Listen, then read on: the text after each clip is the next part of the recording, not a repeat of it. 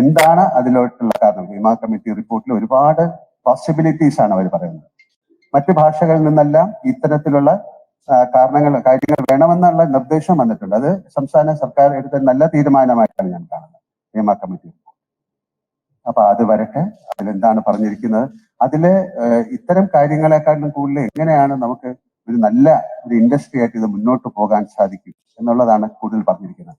നമുക്ക് എല്ലാവർക്കും ചേർന്ന്, മീഡിയ ഉൾപ്പെടെ, ഞങ്ങൾ വളരെയധികം സഹായം ഞങ്ങൾ ചെയ്തിട്ടുണ്ട്. കാരണം അമ്മയ്ക്ക് ഏറ്റവും കൂടുതൽ നല്ല ഷോകൾ തന്നിരിക്കുന്ന മീഡിയയാണ്.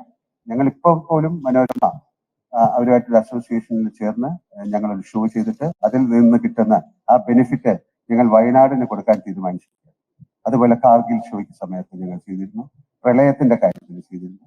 അല്ലാതെ ഒരുപാട് ചാരിറ്റി പ്രവർത്തനങ്ങൾ ഞങ്ങൾ ചെയ്യുന്നുണ്ട്. പലർക്കും അറിഞ്ഞുകൂടാത്ത പല കാര്യങ്ങൾ ഞങ്ങൾ ചെയ്യുന്നു. അപ്പൊ ഇതൊരു വലിയ ഇൻഡസ്ട്രിയാണ്, വളരെ കഷ്ടപ്പെട്ട് പടുത്തുയർത്ത ഇൻഡസ്ട്രിയാണ്. അങ്ങനെ ആൾക്കാർക്ക് എന്തെങ്കിലും ഒരു ബുദ്ധിമുട്ടുണ്ടെങ്കിൽ നിങ്ങൾ അവരെ പ്രതീക്ഷിച്ചോ അല്ലെങ്കിൽ അതിനെ അമ്മയെ അറിയിച്ചു എന്ന് പറയുന്നതുകൊണ്ട് മാത്രമല്ലല്ലോ, അമ്മയ്ക്ക് അതിലെ മെമ്പേഴ്സിന്റെ കാര്യങ്ങൾ എടുക്കാം. ചില കുറ്റങ്ങൾ ഉണ്ടായേക്കാം, അതൊരു അസോസിയേഷനായി ബന്ധപ്പെട്ട് കിടക്കുന്ന കാര്യമാണ്. അല്ലാതെ അപ്പൊ എല്ലാവർക്കും, അമ്മയിലുള്ള എല്ലാവർക്കും ഇതിനെതിരെ സംസാരിക്കാം. അമ്മയ്ക്ക് മാത്രമല്ല, സിനിമയിലുള്ള എല്ലാവർക്കും ഇതിനെക്കുറിച്ച് സംസാരിക്കാനുള്ള സമയമാണിപ്പോൾ. കാര്യം ഒരാൾ മാത്രം ക്രൂശിക്കപ്പെടുക അല്ലെങ്കിൽ ഒരു സംഘടന മാത്രം ക്രൂശിക്കപ്പെടുക എന്ന് പറയുന്നത് ശരിയല്ല.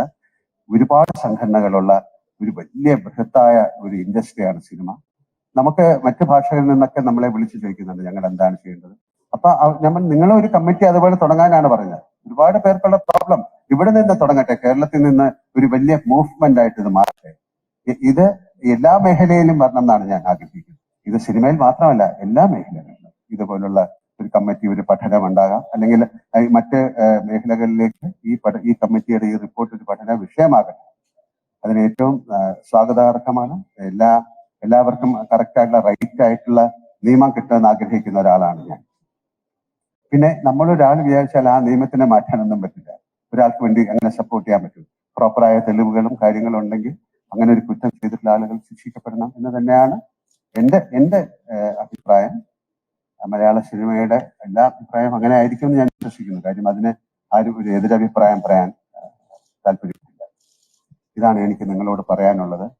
ദയവ് ചെയ്ത് നിങ്ങൾ എല്ലാവരും കൂടെ സഹകരിച്ച് ഈ ഒരു ക്രൈസിസിനെ, നമുക്കിപ്പം ഇതിനു മുമ്പ് എന്താണ് നടന്നത്, വളരെ ഇന്ത്യ കാണാത്ത ഒരു വലിയ ദുരന്തമാണ് നടന്നത്, ഒരു ഉരുൾപൊട്ടൽ. പക്ഷെ അതിനെയൊക്കെ നമ്മൾ അതിജീവിച്ചു. പ്രളയം, അതൊക്കെ അതിജീവിച്ചു. നിരപരാധിയായ ഒരുപാട് പേര് അതിലൊഴിച്ചു പോയിട്ടുണ്ടാകും.